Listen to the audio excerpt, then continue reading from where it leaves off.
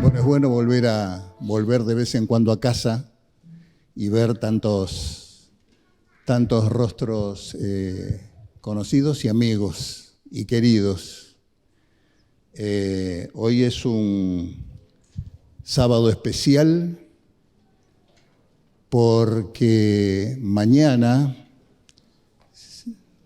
no voy a hablar de las elecciones, pero también es un día especial. También es un día especial y que Dios nos dé sabiduría y se apiade de este bendito país. San Pablo nos instó a orar por las autoridades, así que eso es lo que tendremos que hacer, pase lo que pase.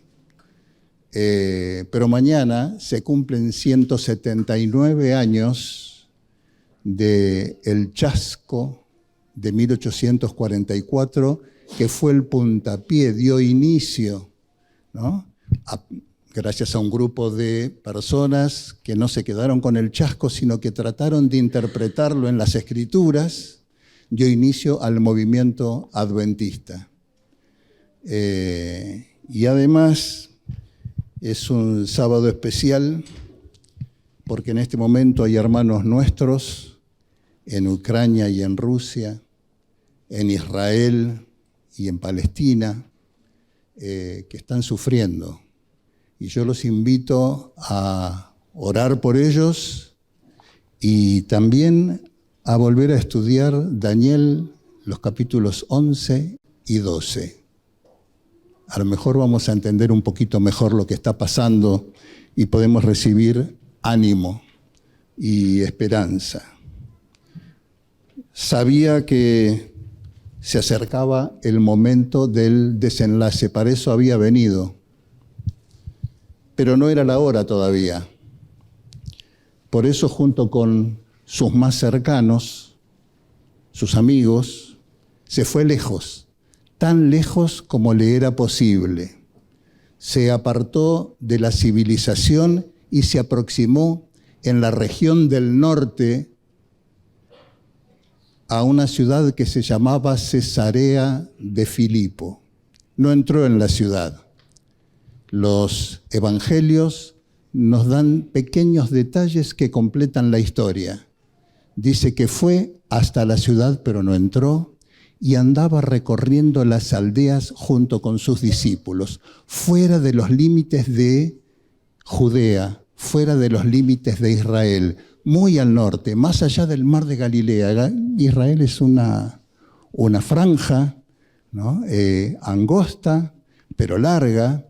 Y Jesús con sus discípulos se fueron más allá del mar de Galilea a esa región donde nacen, bajando del monte Hermón los deshielos, nacen 3 ríos que alimentan el mar de Galilea y el mar de Galilea el río Jordán.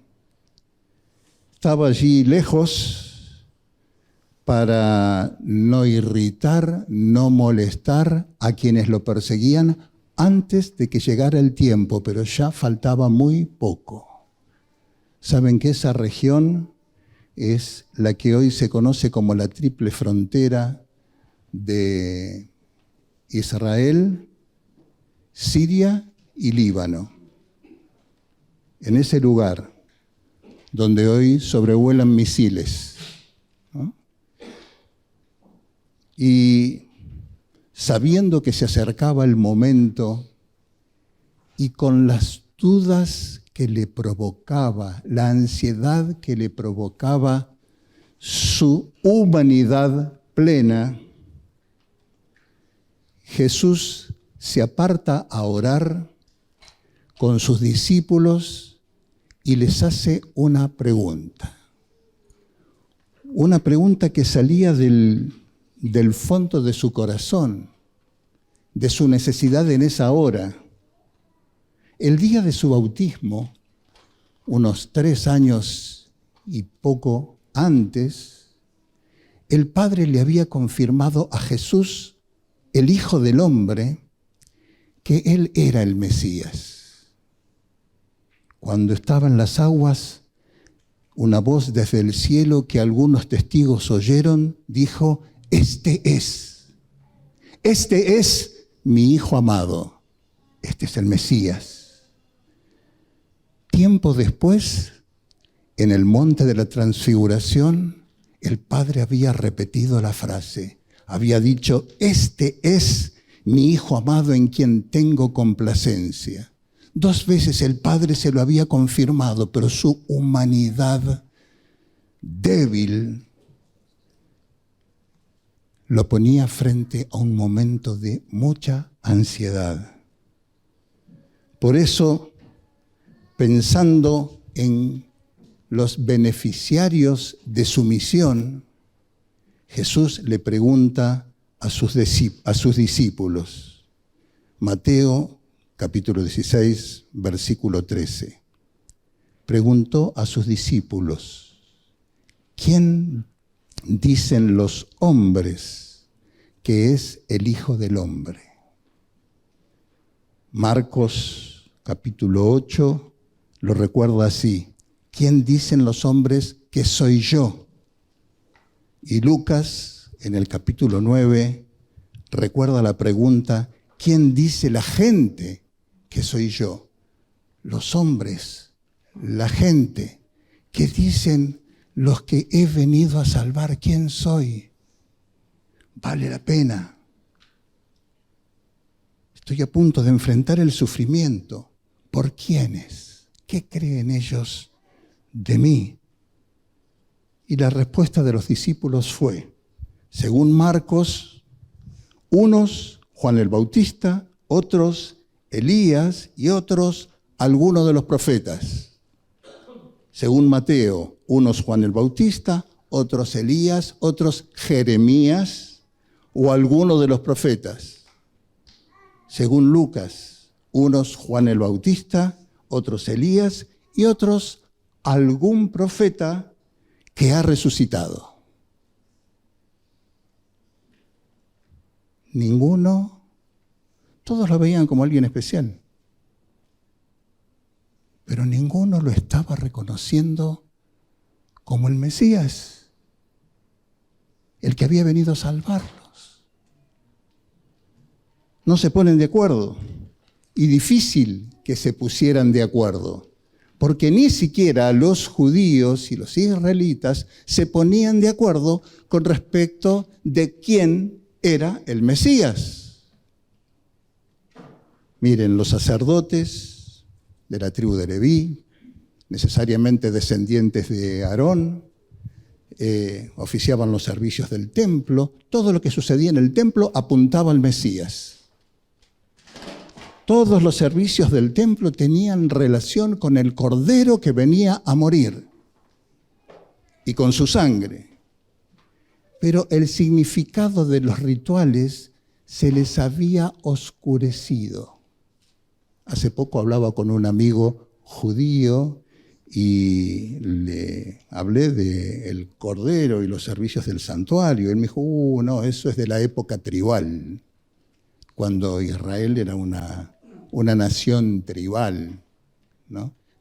Después nos civilizamos, así que ya no matamos más animales, ¿no? Digo, ¿y sabés qué significado tenía? Y ninguno, aplacar la ira de los dioses.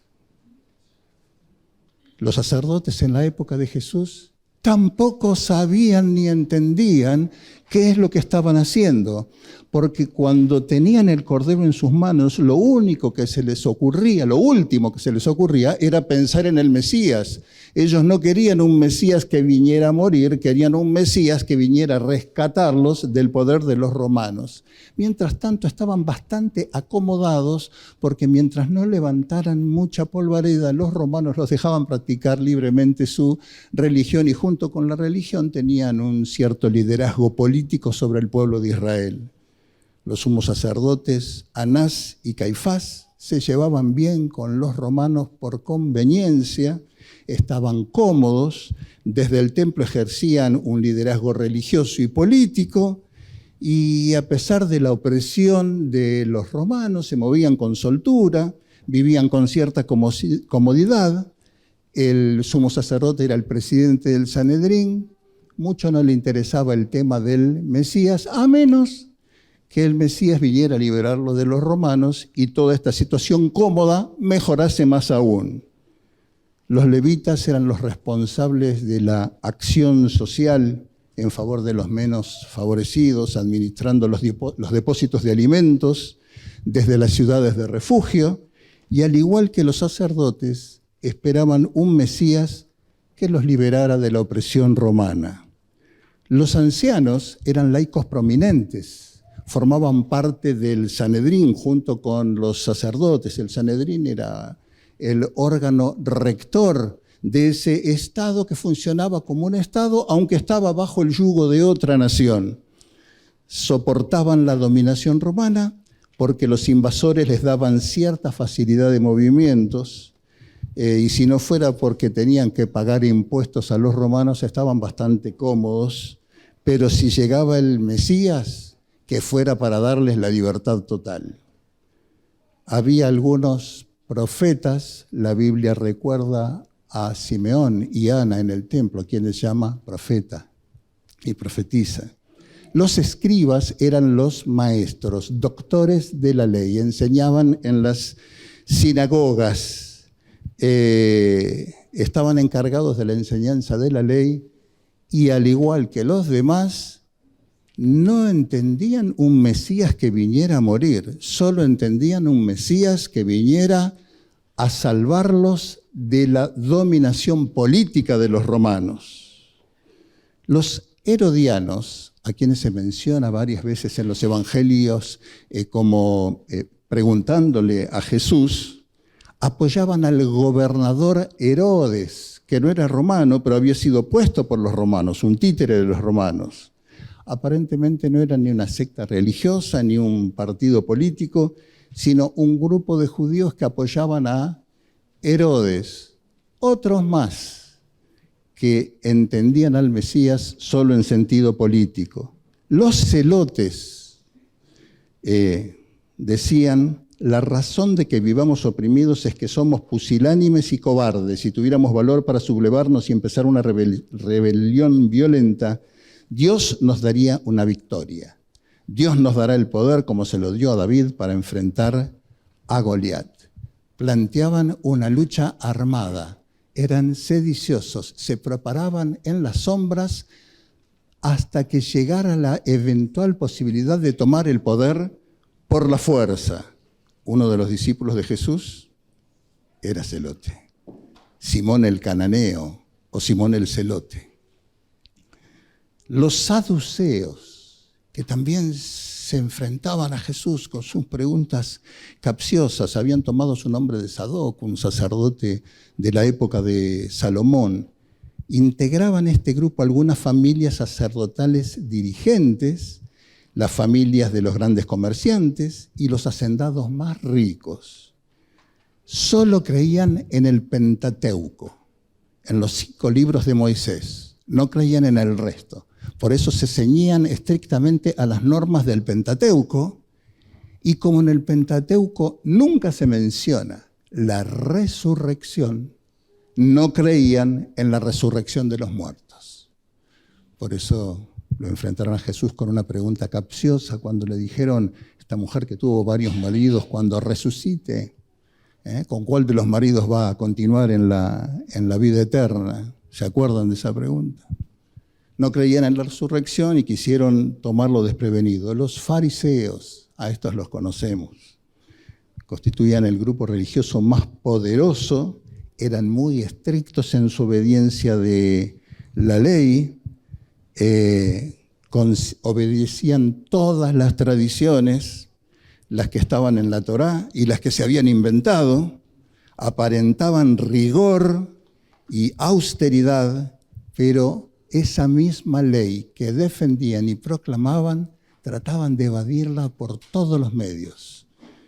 Habían encontrado todas las trampas posibles para evadir la ley que ellos mismos defendían.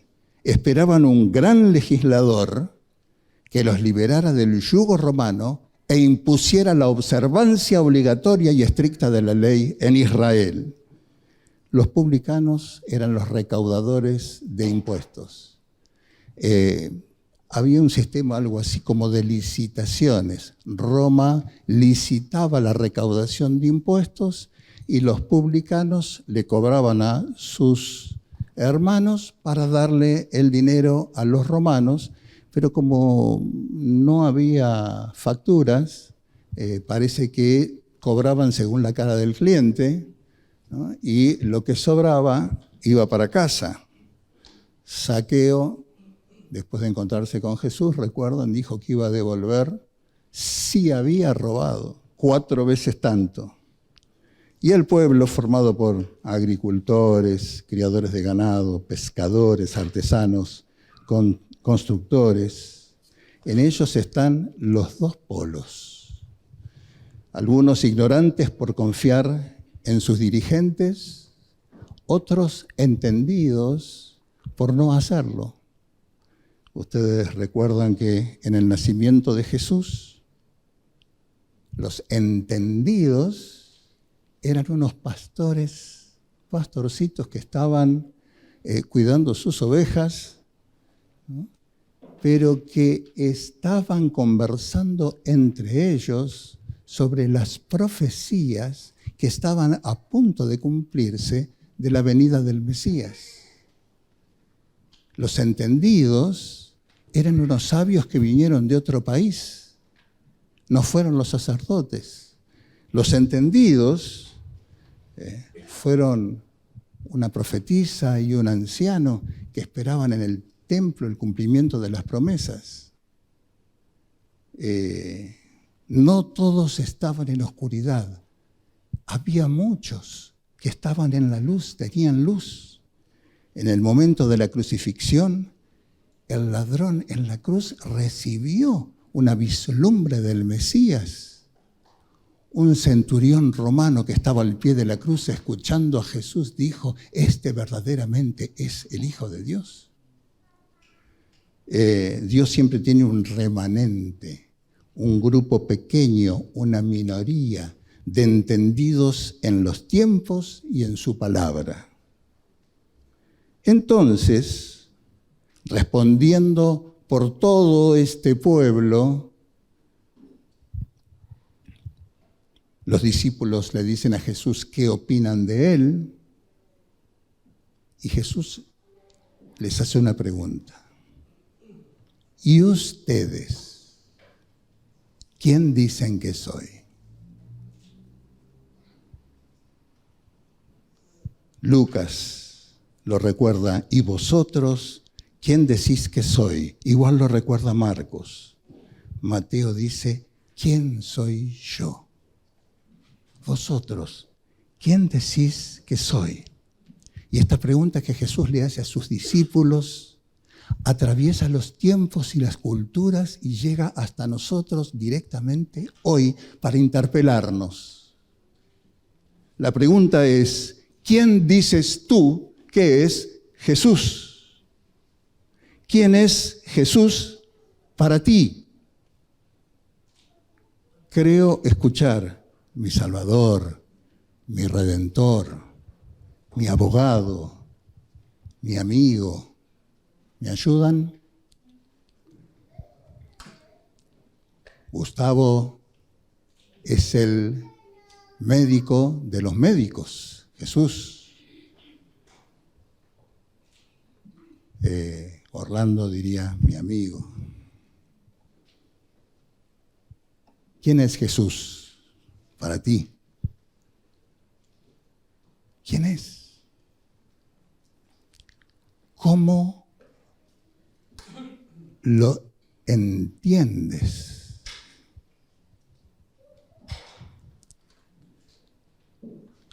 ¿Cómo supiste que existía Jesús? ¿Cómo sabemos que existió Jesús? Yo lo supe por mi madre primero. Así que cuando mi madre me contó a mí quién es Jesús, yo empecé a entender a Jesús según la opinión de mi madre. Y después en las Escrituras. Y fuera de las Escrituras, ¿dónde? Fuera de las Escrituras, ¿dónde? Flavio Josefo, un siglo después, dice que había un tal judío llamado Jesús Cananeo que decía ser el Hijo de Dios, que murió en una cruz bajo Poncio Pilato. Punto. Un parrafito. Solo podemos conocer a Jesús por el relato de la Escritura, por el relato del Antiguo Testamento que apunta hacia Él y por el relato del Nuevo Testamento, sobre todo los Evangelios. Solo ahí, en ningún otro lugar. Ahí o en nuestra imaginación. Dice Emil Durkheim, a quien se conoce como el padre de la sociología, porque fue quien de alguna manera diseñó, fomentó esta ciencia junto con otros conocidos como Karl Marx y Max Weber, que estudiando a las religiones más primitivas, él estudió in situ en el campo a aborígenes australianos y aborígenes norteamericanos a través de bibliografía. Y lo que él estudió es cómo llegaban los aborígenes, porque él sabía que todas las sociedades tenían alguna forma de creer en Dios. ¿Cómo llegaban a ese concepto? Y empezó estudiando las más primitivas, porque dijo es donde es más fácil entenderlo, porque a medida que las sociedades se van haciendo más complejas, el fenómeno es más complejo. Pero en esas sociedades primitivas, él descubrió que concebimos a Dios según los preconceptos, prejuicios, tradiciones, imaginación y cultura de la sociedad en la que vivimos. Y él estudió en estas sociedades primitivas el tótem. El tótem eran unas representaciones físicas del Dios que se hacían los primitivos para adorarlo, entenderlo, recordarlo y adorarlo. Y el tótem generalmente estaba compuesto por animales. El oso, la gacela, el águila. Durkheim dijo que las sociedades primitivas elegían animales que tenían cualidades que los representaban a ellos mismos en la lucha por la supervivencia. Es decir, ellos decían, podemos sobrevivir en este ambiente hostil gracias a que somos fuertes como un oso o rápidos como una gacela, ¿sí? O sobrevolamos los problemas como el águila y sabemos dónde dar el picotazo. Es decir, ellos visualizaban en los animales las propias cualidades y los representaban, los adoraban, cuando en el fondo se estaban adorando a sí mismos. ¿Me siguieron o lo compliqué? Más o menos.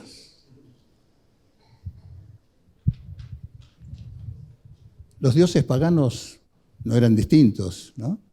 Eran todos dioses con pasiones semejantes a las nuestras. Terminamos, dice Durkheim, moldeando, formando en nuestra mente el Dios en el que creemos. El Dios en el que creemos no es necesariamente el Dios de la Escritura, sino el que nosotros hemos decidido creer y adorar. Y a veces es un Dios a nuestra imagen y semejanza, un Dios que aprueba nuestra forma de ser. Leemos en la Biblia sobre ira y amor y los entendemos en un contexto antropomórfico, emocional. Dios quiere que exaltarnos a sus alturas y nosotros nos empeñamos en hacerlo descender a nuestras profundidades. ¿Quién es Jesús? Vamos a ver unas imágenes, es la segunda parte el PowerPoint de Gustavo. Vamos pasando. Primera imagen que se recuerda de Jesús en las catacumbas, pintado quizás con los dedos sucios con algún tipo de pintura. A partir de esas primeras imágenes, de ahí en adelante se lo representa a Jesús de pelo largo y con barba, aunque en ningún lugar se nos indica que esto fuera así. Algunas imágenes de cómo han ido visualizando a Jesús a través de los tiempos. El Jesús bizantino, fíjense que son distintos pintores, distintos momentos, pero hay una cierta tendencia. Una vez que uno lo vio de una manera, los demás lo van viendo de esa manera o lo van transformando según sus propias ideas o sus propias culturas. Una pintura de El Greco. La siguiente es de Rembrandt, que lo ve un poquito más semita, un poquito más judío. La siguiente es una de las primeras pinturas donde Jesús, semita, empieza a tener ojos azules. Ahora vamos a ver en el medioevo, siglos XII al XVI, algunos Jesús pelirrojos.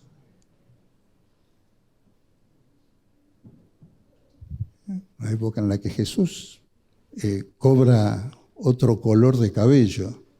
Algunos pintores no quisieron la barba, así que nos muestran Jesús imberbe, un mosaico bizantino, una pintura de Rafael y una pintura de Bartolomeo Montaña que se encuentra en Roma, la que sigue. No tiene nada que ver con el otro. Cada uno lo empieza a ver según su propia imaginación. Y llegó Jesús al cine.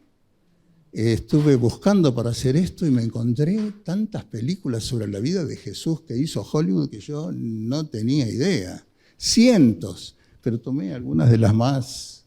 Jesús, el Evangelio según San Mateo, el actor Claude Hitter en Ben-Hur, Jeffrey Hunter en Rey de Reyes, Max von Sydow, la más grande historia jamás contada, Ewan McGregor, Los últimos días en el desierto, Jeffrey Hunter otra vez en Rey de Reyes y ahora Christian Bale en María, Madre de Jesús, Ted Neely en Jesucristo Superestrella, Superstar, Robert Powell en Jesús de Nazaret, de ojos azules y rubión, Jim Caviezel en La Pasión de Cristo de Mel Gibson y por último, la más cercana en el tiempo, en 2016, la reversión de Ben-Hur con el brasileño Rodrigo Santoro. Acá viene lo interesante, el Jesús étnico. Porque hasta aquí Jesús con ojos celestes, medio rubión, medio como nosotros, pero sigue teniendo alguna entidad.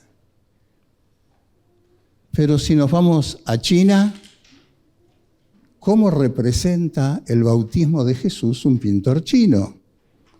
Y quizás de atrás no se ve bien, pero ahora van a ver mejor en esta. La última cena. Jesús en el mar de Galilea. Ese atuendo no solo es chino, sino que es típico de una región de China. Y Pedro, hundiéndose en el agua, se hunde con el mismo sombrero. La última cena, pero en Corea. Un mosaico de Luca Hasegawa, la Virgen y el Niño, claramente japoneses, y también Jesús y María Magdalena, claramente Japón. Y en África, vamos al nacimiento de Jesús en el África, y Jesús en Senegal, y el nacimiento en otro país africano, la última cena. La última cena. En Turquía, María y el Niño, con rasgos turcos. En la India, Jesús hindú, hasta el gesto de las manos. En Persia, Jesús iraní. En Chile, Jesús tehuelche. Y en Brasil, Jesús afroamericano. La imagen moderna con la que nosotros crecimos, las bellas historias de la Biblia, Jesús, el buen pastor. Fíjense que la imagen moderna que venía en nuestras publicaciones es la de un Jesús lindo, fachero. Jesús el buen pastor, imagen tradicional de Jesús en el siglo XX, tapa de algunos libros adventistas. Harry Anderson es un pintor adventista muy famoso que pintó a este Jesús golpeando en la puerta de las Naciones Unidas, pintó muchísimo para las publicaciones de nuestra iglesia y también pintó para las publicaciones de los mormones. Durante muchos años las publicaciones de los mormones eran ilustradas por el mismo ilustrador que las de las adventistas. Jesús en el estanque de Bethesda y Jesús y los niños. El título de esta pintura es ¿Qué tienes en las manos? Jesús semita. Rembrandt lo pintó con rasgos claramente semitas.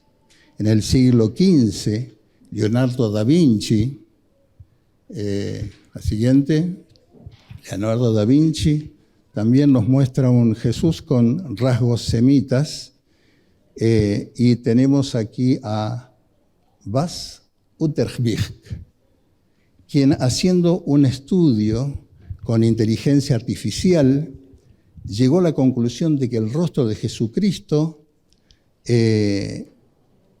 tendría que tener un fenotipo geográfico muy semejante a este, ¿no? Evidentemente, rasgos semitas.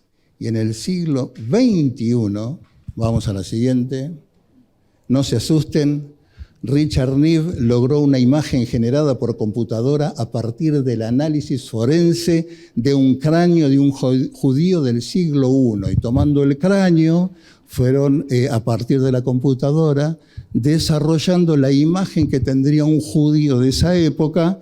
Y aquí tenemos lo que nos propone, la imagen de Jesús que nos propone. ¿Cómo se lo imaginan ustedes? Isaías dice que no habría de tener hermosura, no había hermosura en él.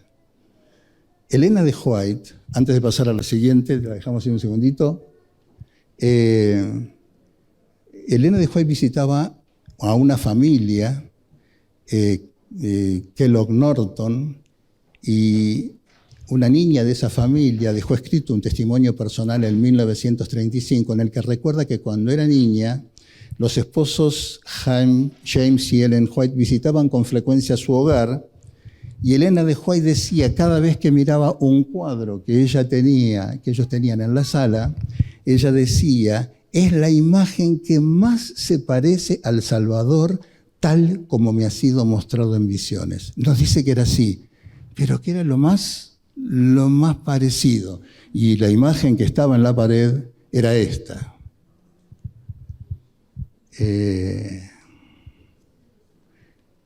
¿Cómo lo imaginas a Jesús? ¿Cómo lo imaginamos? ¿Como uno de nosotros, rubio y de ojos celestes? Hace unos años, y han pasado tantos que me atrevo a contar esta anécdota que es un poco dura, obviamente que sin identificar al protagonista. Yo estaba sentado en la iglesia de Florida un sábado por la mañana y el predicador, un amigo mío, conocido al menos, empieza a contar una anécdota en el sermón. Y la anécdota es: acabo de venir de un viaje de tal lugar donde estamos haciendo un trabajo misionero, y conseguimos unos equipamientos. En aquella época eran proyectores de diapositivas. Uy, qué viejo que soy. Igual dije diapositivas, no dije filminas. Qué viejo que estoy. Proyectores de diapositivas, era la gran novedad. Y él dijo: pude conseguir algunos proyectores de diapositivas y algunos otros equipamientos electrónicos para la predicación del Evangelio. El tema era cómo le iba a pasar por la aduana. Lo que estoy diciendo fue dicho desde el púlpito, no estoy inventando nada. Y él dijo: bueno, decidí hacer lo siguiente, mi ropa la puse en una valija y todos los equipamientos en otra valija. Así que cuando llegué a la mesa, en aquella época había que subir a la mesa para que nos abrieran la valija, no había escáneres. Cuando llegamos a la mesa, levanté una valija y me paré al lado de la otra en el piso. Abrí la valija y mientras el vista de aduana iba mirando, yo iba pateando la otra por abajo.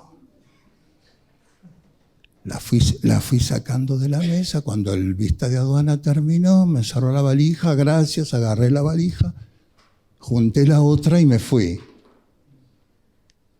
Y terminó su anécdota con: la bendición de Dios, hermanos.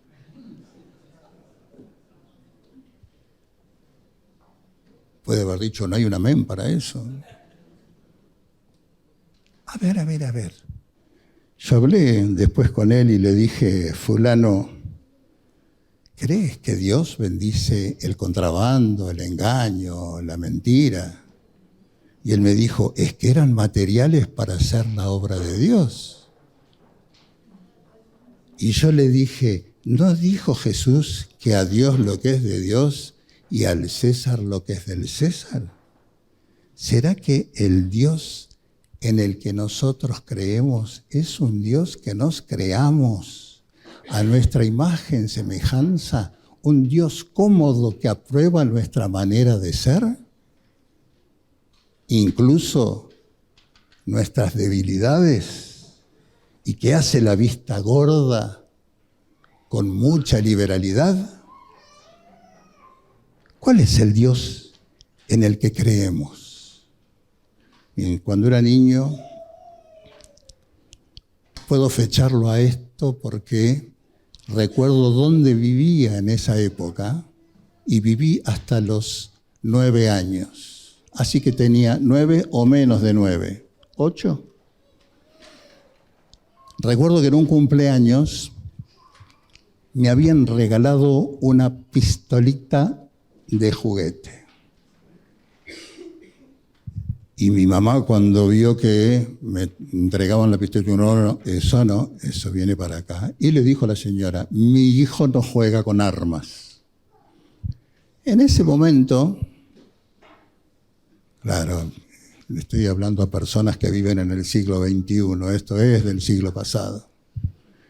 Yo se lo cuento a mis hijos que duermen acostados arriba de una pantalla, que en mi casa no teníamos televisión, ni en la de al lado, ni en la de al lado. Cuando llegó la primera televisión en blanco y negro, que tuve que explicarles qué es blanco y negro, llegó la primera televisión, pasaban los dueños del televisor por el barrio y decían, esos tienen tele, ellos tienen tele. Y después la vecina de al lado nos invitaba, a mi hermana y a mí, a ir a ver algún programita de televisión a su casa. ¿No? Así que íbamos, pero acotado, mamá nos dejaba ver ese programa y de vuelta para casa. El juego era indios y vaqueros o policías y ladrones. Era como unas escondidas un poco más imaginativas, ¿no? Que incorporaban un en vez de mancha. Pero no eran más que unas escondidas. Y cuando llegó esa pistola de regalo, yo me puse contento. Todos los chicos tenían pistolas menos yo. Ahora iba a tener, mamá me dijo, no, pistolas no, armas no. Y las personas, ¿y qué le podemos regalar? Regálenle libros, a él le gusta leer. Bueno, estuvo muy bueno que mi madre hiciera eso. El tema es que, ante la imposibilidad de jugar con una pistolita como jugaban todos, tenía un juego de maderitas. Agarré una maderita gruesa para la empuñadura, una más larguita, un clavo, el martillo, pum, y me armé una pistolita de 3 maderas y un gatillo que era un clavito. A los efectos servía fantástico. Así que corría por mi casa, me paraba en el borde de la puerta con la pistola y cuando me daba vueltas, ¡pum!, una granada y me iba persiguiendo como jugaba con mi hermana solos entre los dos. Uno perseguía al otro, pues el otro perseguía a aquel, y así andábamos con la pistolita de mentira, jugando. Mi madre me escondió la pistolita, me hice otra. Al final se resignó, pero siempre me decía que a Jesús no le gustan las armas. Un día tuve un sueño, y este sueño lo recuerdo vívidamente hasta el día de hoy. No me acuerdo qué soñé ayer. Creo que es uno o dos sueños, es el único y uno más que tengo que los recuerdo, y los recuerdo vívidamente. Lo voy a contar como si lo estuviera soñando ahora. En el sueño yo corría por mi casa, era una casa de techos altos de 2 pisos con una escalera de madera que crujía cuando se subía y se sentía el ruido de los escalones. Yo estaba corriendo con mi pistolita, jugando solo en el sueño. Estaba persiguiendo a los ladrones cuando subo corriendo por la escalera con mi pistola en la mano, y cuando llegaba al rellano de la escalera doblaba y se entraba a un pasillo. Yo subí hasta el fondo de la escalera corriendo, doblé, entré en el pasillo y veo que viene alguien, saco mi pistola y se la pongo en la panza y le digo, ¡arriba las manos! Y de repente siento una mano que me toca la cabeza. Miro para arriba y estaba Jesús. Me miró con dulzura y me dijo, ¿no estarás mirando mucha televisión?